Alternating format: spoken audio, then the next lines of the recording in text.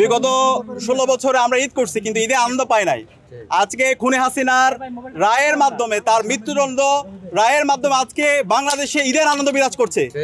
এবং একই সাথে আজকের এই রায়ের মাধ্যমে জুলাই বিজয় হয়েছে, জুলাইয়ের প্রজন্ম বিজয় হয়েছে, ইনসাফের বিজয় হয়েছে।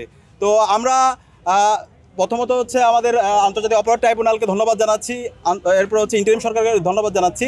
এই খুনে হাসিনাকে যে মৃত্যুদণ্ড রায়, তার যে অপরাধ, সেই অপরাধ অনুযায়ী তার প্রথম রায়, তাকে মৃত্যুদণ্ডের রায়ে ঘোষণা দেওয়ার জন্য।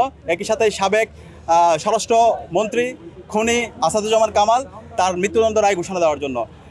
এবং আরেকজন যে পুলিশের আইজিপি, আমাদের আশা ছিল তাকেও ন্যায্য বিচারের আওতায় নিয়ে আসা হবে, কিন্তু তার যে 5 বছরের কারাদণ্ড দেওয়া হয়েছে সেটাই আমরা সন্তুষ্ট না। আমরা আশা করব তার এই রায়টা যেন নতুনভাবে রিভিউ করা হয়, কারণ সে যেভাবে সারা ঢাকা এবং সারা দেশে গণহত্যা এবং শিশু হত্যায় তার নির্দেশ হয়েছে, সেই অনুযায়ী সে রাজসাক্ষী ছিল, কিন্তু আমরা আশা করেছিলাম তার যে বিচার, সে জায়গায় আরও ন্যায্য বিচার নিশ্চিত করা হবে, কিন্তু সেটা নিয়ে আমরা সন্তুষ্ট না। আমরা অনুরোধ করব সেই জায়গায় যেন রিভিউ করা হয়।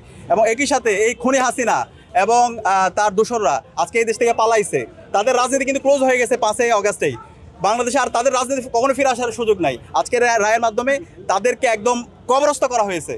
আওয়ামী লীগের রাজনীতি এবং সন্ত্রাসীদের রাজনীতি একদম মাটির নিচে তাদেরকে দাফন করে ফেলা হয়েছে। এখন মূল কাজ হবে এই খুনি হাসিনা এবং তার দোষরদেরকে দেশে নিয়ে আসা, দেশে নিয়ে এসে রায় কার্যকর করা, ফাঁসিতে ঝোলানো।